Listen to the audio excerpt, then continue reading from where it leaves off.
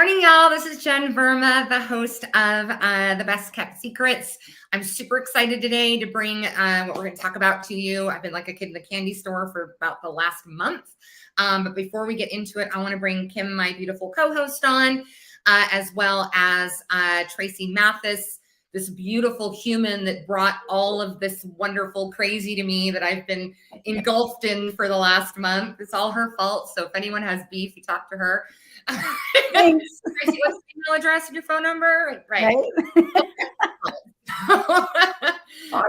Just to kind of preface what we're going to talk about, I'm just going to kind of lead with the history of how we got here to exactly where we are, because this is a new concept. I'm not going to say totally new to me, but it's like 70-80% new concept to me that I was super excited about. And as soon as I learned about it, I think the first thing I did was post a picture on Facebook saying, this is so going to be talked about on the podcast. Like that was before I even got done with the training. So Traci, this beautiful human, one day just came up to me and she was like, hey, do you want to attend this Aspire conference with me? My husband's failing. I need a +1. You know, it's a one-day thing, blah, blah, blah. And so I said yes, kind of rearranged my schedule and attended this event with her.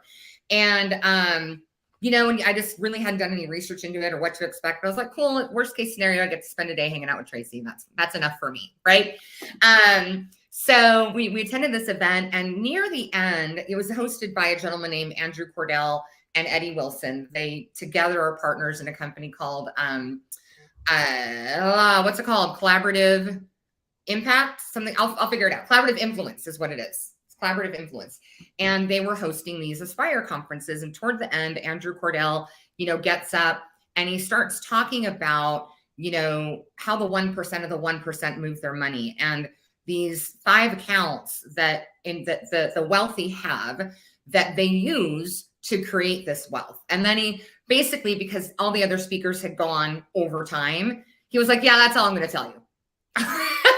That's all I have time for. If you want to learn more, buy this, you know, little mini mastermind thing, this 2-day training, come attend that and we'll teach you more. So Traci and I, you know, went over and decided to both purchase the training. We went to different events. We didn't do it together, but we both got the same education. And it was like 2 days. I don't know how, Traci, how you were at the table, but it was like 2 days of me like this at the table, like kid in the candy store. Oh my God, what's he talking about next? Like there was a point where he talked about a tax strategy where I literally, and he had a mic on, you know, a little mic on, and he literally like did this whiteboarding thing and told us the strategy. And I turned to the room. There's like 200-300 people in the room. And I was like, somebody give the man a mic because he needs to drop it. Like I was like, oh my God, like this blew my mind, right? I was like, you can do that? I had no idea you could do that.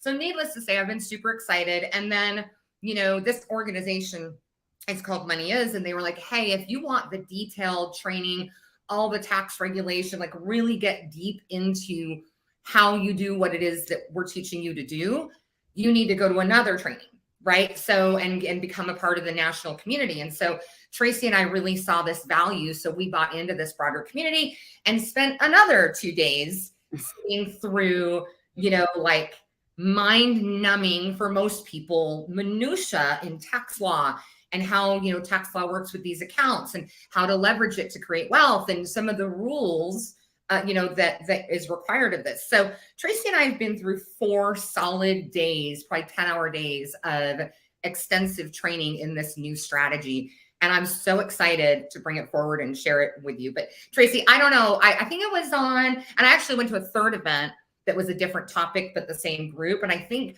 by the 3rd day, lunch on the 3rd day, total of my 6 days, I looked at my ambassador to the national program and I said, just say yes. And he's like, to what? I'm like, is now the moment where my head feels so full I can't think anymore. And yes.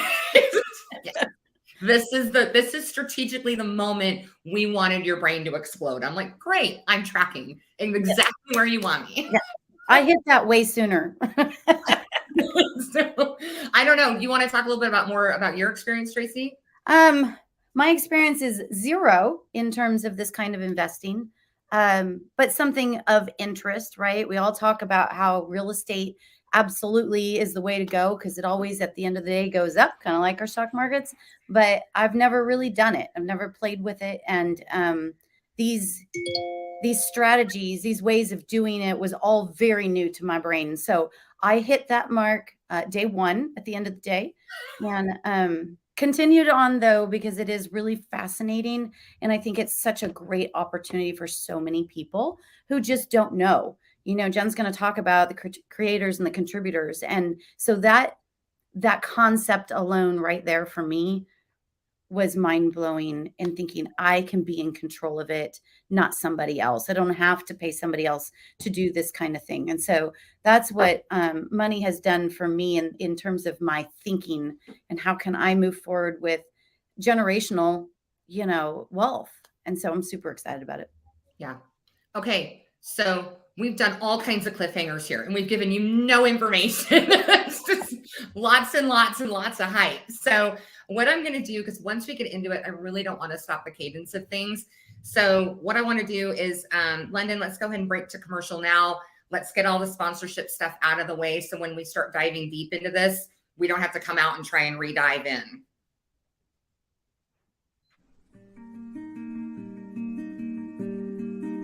My name's Kim Wallace, and I've been in insurance for over 12 years. I started out as a staff member in an agency helping service customers, and I absolutely loved it. Knowing that I could help people even on their worst day just to make it a little bit better was rewarding for me. We take a look at each individual family, and we develop a plan that best suits their needs. Let our office give you the peace of mind to know that we've got you covered. You can call or text our office at 469-604-4484 for a free quote or a policy review. Or you can check us out on Facebook at Insure Frisco.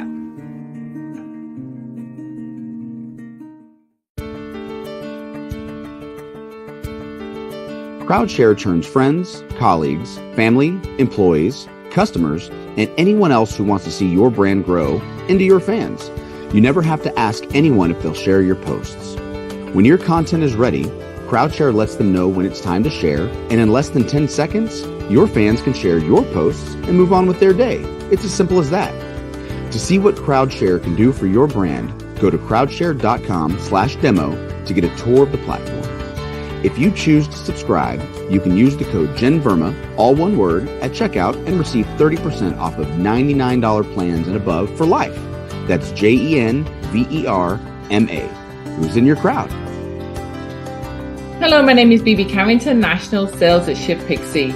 Now, ShiftPixie's purpose is to bring efficiency to the part-time labor markets. Are you a business owner that is struggling to find people and keep people? Well, the good news is we've curated the largest population of available workers in the country, and they're ready to work for you. You can get access to a live, local, on-demand workforce, so you never have to worry about those shift gaps again. Our technology and our engagement will also help stop that toxic turnover that a lot of operators are facing. Let's jump on a call. Let us show you how we can get you out of the recruiting business for good. I look forward to speaking to you soon. Thank you. And now back to the show. Aw, Phoebe, I miss her. Okay, I don't know, Traci, did you ever meet Phoebe? I did. I got to know her. We had a couple of one-on-ones, but then she moved away. So yeah, I talked with her. She was my friend. Okay, so back to Money Is and the game that we're playing. Okay, so before we dive in, the Money Is organization is a national organization whose mission is to really educate the I'll call Main Street community on the two different games that are financial games that are being played in this country. And they want to educate them on the one that the wealthy play, because that's not something we typically get educated on and we get exposure to. So that's what they're trying to do, kind of around the country. That said, Traci talked a little bit about contributors and creators, and their whole program, they reference these two terms, contributors and creators, and neither one is better than the other. They're just different, and the rules of the game are different. So as an example, and Traci, if you have a better metaphor for any of the things, like jump in and just go, no, Jennifer, it's not like that. So,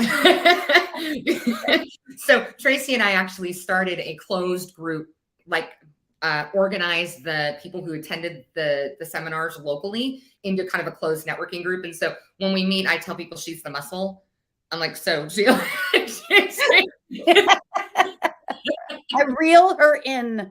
so right, muscle here. So if you got a problem, take it with her. It's like Nice. So contributors in their definition are really, and this is the easiest way to explain it. There's nothing wrong with it, but it's really the workforce, right?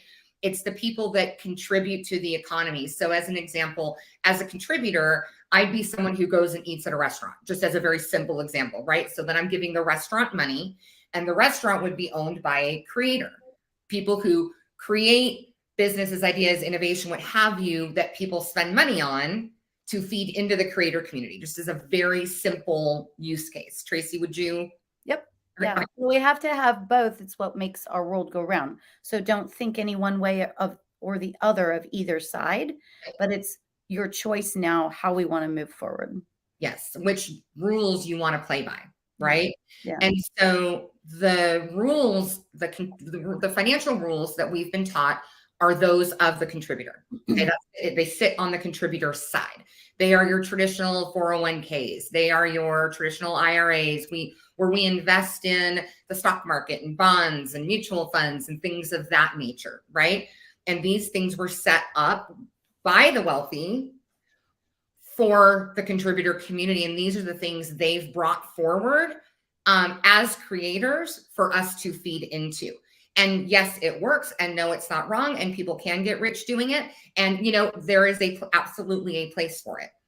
But on the creator side, there's an entirely different set of financial vehicles that have a totally different set of rules that the wealthy play by.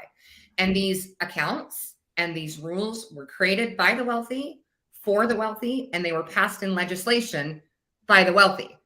So they know benefit the wealthy. To benefit the wealthy. Yes. They play these games together, this game together, and they move money together. And that's what money is called. They call it moving money. And that's how you create wealth. As an example, when what was his name? The guy that Mitt Romney, when he grooms. You should see when I do videos on my own and I record over and over and over and over. Oh no! Takes go. I go like, cause I screw up and I hit end and I go bah, bah, bah, or whatever, and so the outtakes are hilarious. I'm gonna combine them all at some point into one video and just show all of the crazy, whatever it is I do at some point because it's hilarious. Okay.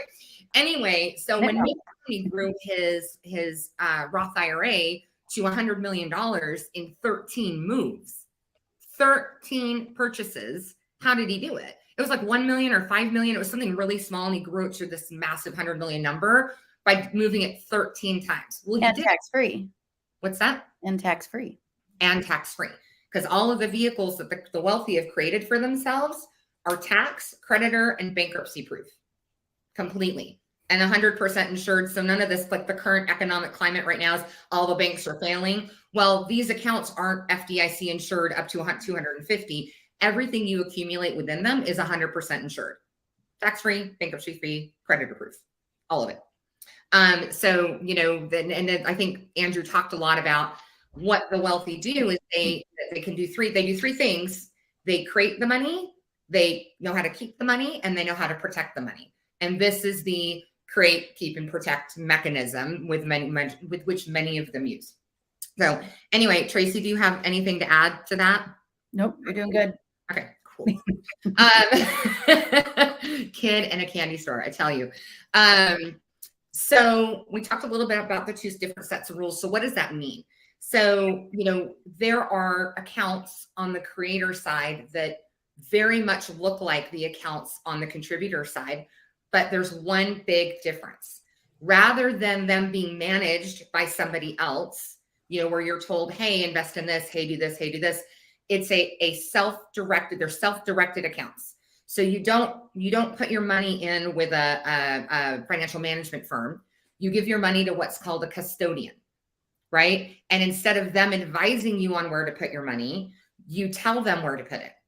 but you can put it in virtually, and there are rules, lots and lots and lots of rules that we're not going to go over here. But in theory, you can put that money, your retirement money, in any account you want. Theoretically, like if it was a traditional IRA, it's a self-directed traditional IRA. And I could say, invest it in Traci's business if I wanted to. And I just call them up and I say, invest in Traci's business, and they move the money. And the custodian's job is to execute those transactions, and as well as make sure you're not participating in what's called a prohibited transaction, which goes back to the 1,000 rules that we're not going to get into. And they make sure you avoid a prohibited transaction, because if you do a prohibited transaction, you blow up your accounts. So some of these accounts, so they're the 5 accounts that they use to create wealth. One is the Roth IRA, which we're all very familiar with, tax-free forever, what have you. But this isn't your traditional Roth IRA. It's the self-directed Roth IRA, a solo 401k, which is really a plan, not an account. So a solo 401k has a traditional account underneath it, IRA, and a Roth IRA underneath it. And there's certain rules with which when you can have a solo and can't have a solo that, again, we're not going to go too far into right now. There is what's called an HSA, which, again, we're all familiar with the term HSA. A lot of people have them. Heck, Traci's got one, right? Yep. She has one through her husband's business, I think. Yep.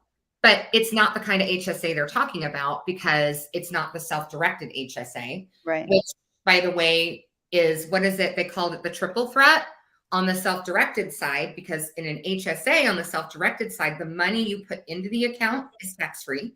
You get deduction on, right? But you get a deduction that's a 3 times credit. So we'll go more into that later. So it's a more powerful deduction than if you just put it into a regular HSA. And the money you build is tax-free. And when you take it out, it's tax-free. So that's why they called that a triple threat. And then there's a Coverdell account, which looks a lot like a 529, but the other set of rules. So it's still an account for educational purposes that you can only use for educational purposes, but you grow it with self-directed investments using a different set of rules. And then the last, yes. And you can pass that down by generations.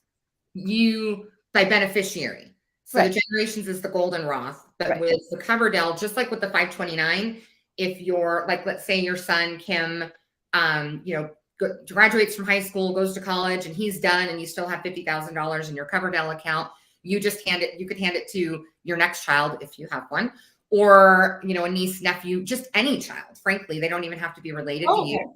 They just have to be younger than your son. It can't go up. It just has to go down. Okay.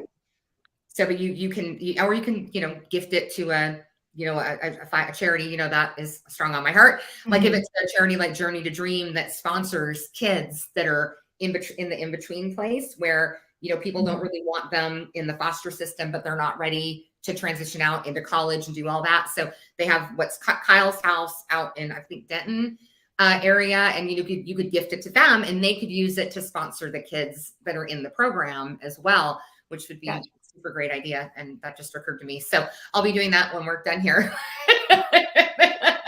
I still have 2 accounts I get to open through the program. So I'm trying to figure out which ones I want those to be. So yeah, that's the Coverdell and kind of high level. And then the last one's called a golden Roth. And it's really not an account you can set up. It's an account that you are, you inherit it. So, like Kim, if you had a Roth IRA, a self-directed Roth IRA, and you passed away and your son was the beneficiary of it, then that would then be called a golden Roth, because he could keep it in the Roth IRA and continue to grow it tax-free for up to 10 years. And there are some very specific rules about how old they are versus how old you are and how it's treated and all the things. But I'm going to stop saying we're not going to go into that, because we're not going to go into that. But for the use case of your son specifically, because the age gap that you have, he would be able to hold on to it for 10 years, continue to grow it tax-free. And then everything coming out of it would be tax-free for him.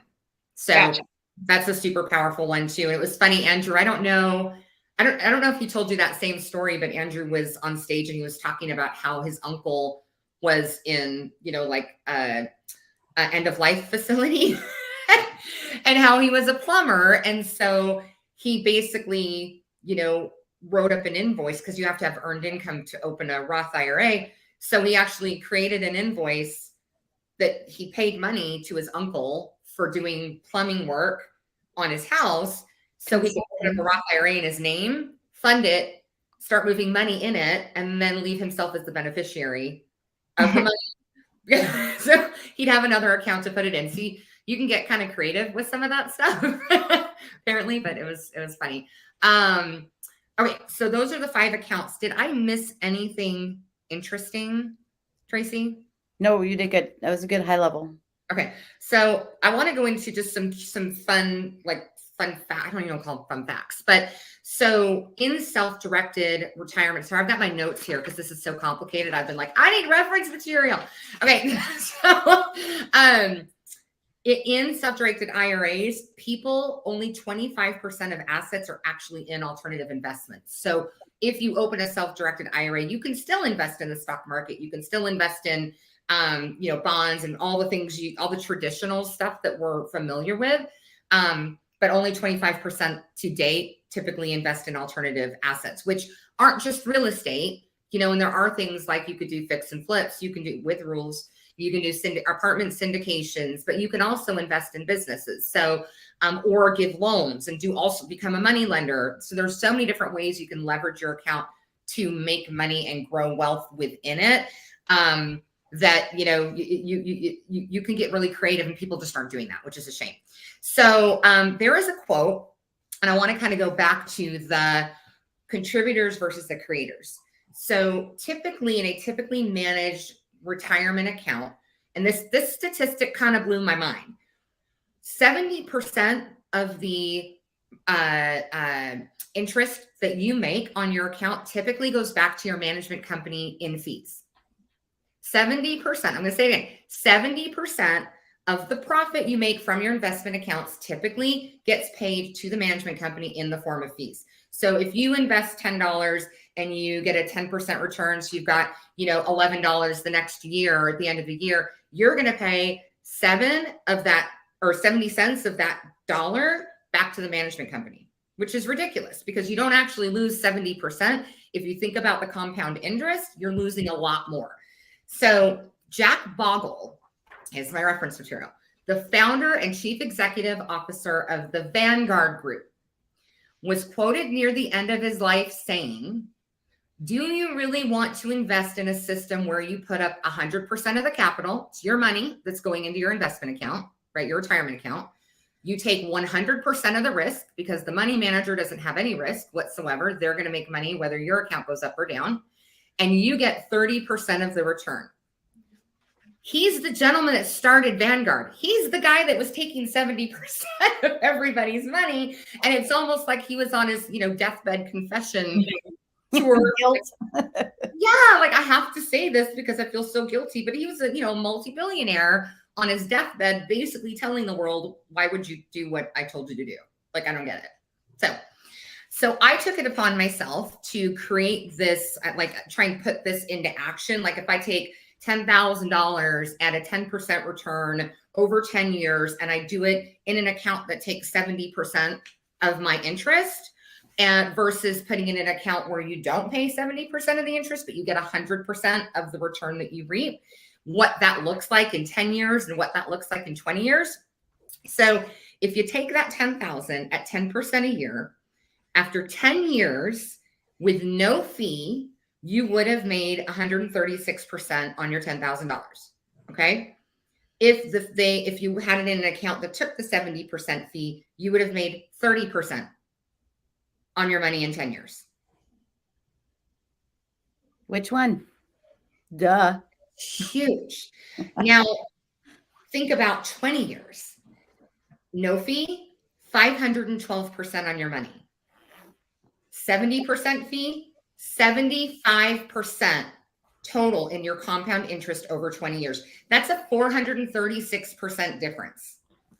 That's huge. So even if you switch over to a self-directed account and you go, you know what, I want to take that investment in Tesla and I want to move it over here, and I'm going to have my custodian purchase it instead of keep it over here where I'm paying the fees. you just that alone would increase your returns exponentially over the time from compounding interest. So that anyone reaction? Does your head hurt yet, Kim? Like I'm surprised they didn't have life policies on there that are tax-free that build cash value. They were focusing on the gain. Because Gotcha. yes, there are whole life policies that do the same thing, but they're focusing on the retirement and moving money. Because in the whole life policy, you can't invest in alternative assets because there is no whole life account that's self-directed. So their whole focus was that. But yes, those are vehicles as well. You just put them in and you follow the market when you put them in. But yeah, that's a great point for sure. Okay, so we talked about the triple threat, solo 401ks. Okay, UBIT taxes. The other really cool thing about these accounts. So when let's say you're an apartment complex and you want to get a non-recourse loan, and which is basically a loan where you don't have a personal guarantee on it, and you want to use this non-recourse loan to purchase an apartment, let's say. When you do that, you set yourself up for, I think it's estate and planning taxes. I think it's short UBIT for short, UBIT taxes that are on a different tax rate than regular income tax, right? And so the high end, and the tax ranges are pretty low, but the high end is 37% this year. 37%. So when you, as just an individual, invest in apartment complexes, and that apartment complex or that syndication that creates it takes a loan, you're opening yourself up to 37% taxes on the interest you get from the investment. That's crazy. Crazy, right? So these accounts, there's certain structures you can put into place where you can still do that. And either A, if you have the right kind of account, completely mitigate UBIT taxes and not have any personal guarantee on a recourse loan. So like the kind of account I have, I can invest in an apartment and they could take as many loans as they want and use as much leverage as they want to increase the value and the rate of return. And I have zero obligation to pay UBIT taxes. But there's a different kind of retirement account that's self-directed where you're still exposed to it. So if because you have to qualify, it's again, those rules, and we're almost out of time. So I'm just going to barrel through this. If you, create a certain kind of have a certain kind of tax strategy in place, you can mitigate it down to the corporate tax rate of 21% instead of 37%. Right. So, but it's depending on what kind of account you qualify for, what it is you're trying to do, what kind of corp makes sense to you. Some are much more expensive to set up. Some are super simple. But it's a strategy that you choose to take. So I don't know. Do you have anything? We have 2 minutes left, Tracy. That's it. Do you have anything else to add? I've been talking forever. There's just so much.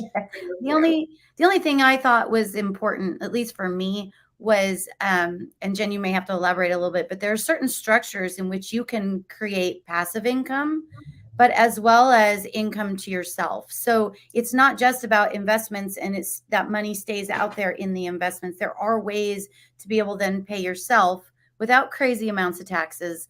But that's all the rules and the regulations that protect you. But there's ways to create both wealth, right? Passively as well as directly to you. And pay yourself or to give yourself a loan, but somehow feed your business while you're doing this money movement thing, either on your own or in conjunction with other people. Because like Tracy and I could invest in each other if we wanted to, if we had fun things to invest in that we wanted to. And Tracy could say to me, hey, Jen, of that $10,000 investment, I'm going to take $2,000 as a management fee and pay myself. And as long as she discloses it and I go, that's cool, then she can do that. And I can say, hey, you know what? I'm going to take $2,000 as a management fee too. So you can leverage your retirement income and the moving that you're doing to also, feed your business where it makes sense. Right. Within the right structure. Yeah, exactly. Yeah. Leveraging the rules properly. Yeah. Because that was the thought that I had started it all with, was how can I help my company to invest in something? And some of these strategies are ways that I can do that. So I have to kind of wrap my brain around how that works for me. But for all of you listening, that was kind of where this came from. At least for me, it was. That was my initial desire. Well, what's fun is, I'm starting to talk to, because I was doing a little bit of this. I knew about 20-30% of this before going in, because I was introduced to it 10 years ago. Not all of it, but a little bit.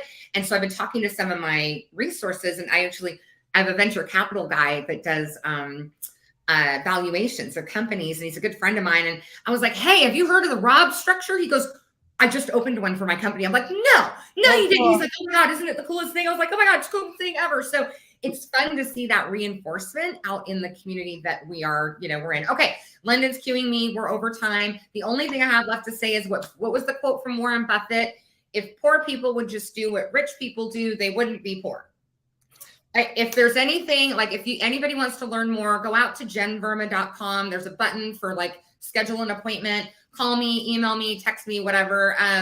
jenverma.com, jenverma.com, and all my contact information's out there. Thank you, London. So sorry. Thank you, ladies. Have a good day. Thank you. Have a great one.